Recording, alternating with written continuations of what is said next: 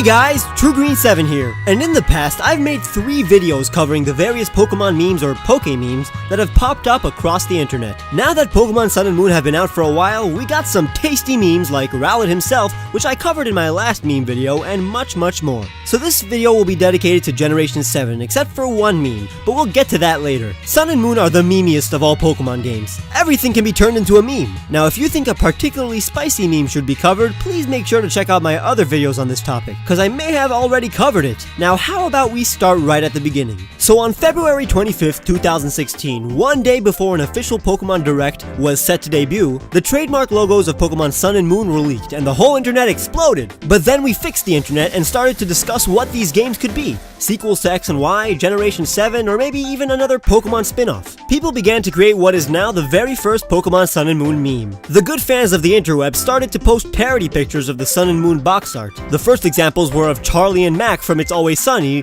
Lunatone and Solrock, that screaming sun from Rick and Morty, the moon from Majora's Mask, and that baby-faced sun from Teletubbies. The very next day, Pokemon Sun and Moon were officially announced and Generation 7 hype began. But the meme was still in full effect until the actual Pokemon covers were revealed in May, along with the legendaries and starters. As more Pokemon were revealed by Game Freak, there was one Pokemon other than Rowlet that became the center of a meme, associated with the most memed person in the world, Donald Trump. Ever since the E3 livestream that debuted our little mongoose friend, people have been comparing him with the President of the United States. This Pokemon wanted to make Alola great again, but it wasn't until Gumshoos was revealed that we knew how right we were. Yungoos looks like Trump. Gumshoos is Trump. What's hilarious is that the relationship that Donald has with immigrants could be compared to how Gumshoos wants to rid Alola of Rattata. It got so popular that Game Freak even commented on the matter, addressing how the Pokemon wasn't intended to look like Donald Trump. This is a detective Pokemon that happens to look like Donald Trump. Their resemblance is almost as on point as Mimikyu's resemblance to Pikachu. At least this one was intentional. This ghost fairy type mimics the appearance of Pikachu in order to get sweet love from anybody stupid enough to enter an abandoned, haunted Megamart.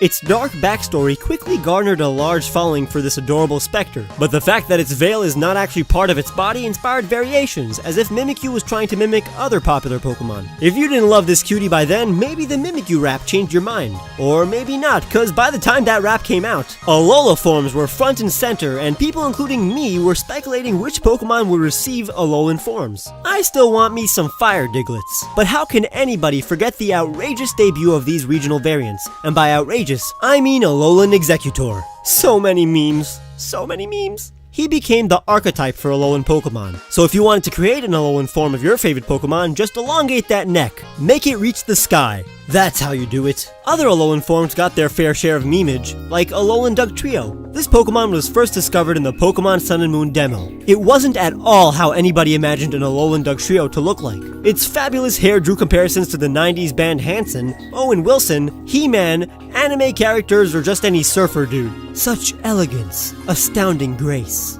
Wait, what? Hey, Nebby! Nebby! Get in the freaking bag. Nebby?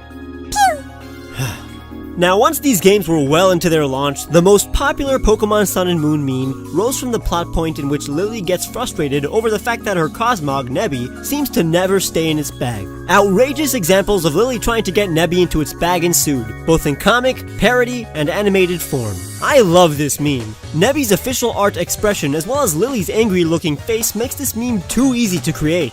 But Toucanon's angry face literally created its own meme. Not that there's anything wrong with a Toucan Pokemon, people didn't really expect it to be Pikipek's final evolution. It kinda looks like Toucanon felt that initial hate, harbored it, and became eternally mad. Now Toucanon doesn't care about what you think of it. It's hilarious! Yeah, I'm a toucan, what of it? Sometimes I'm mad, but sometimes I'm not as mad.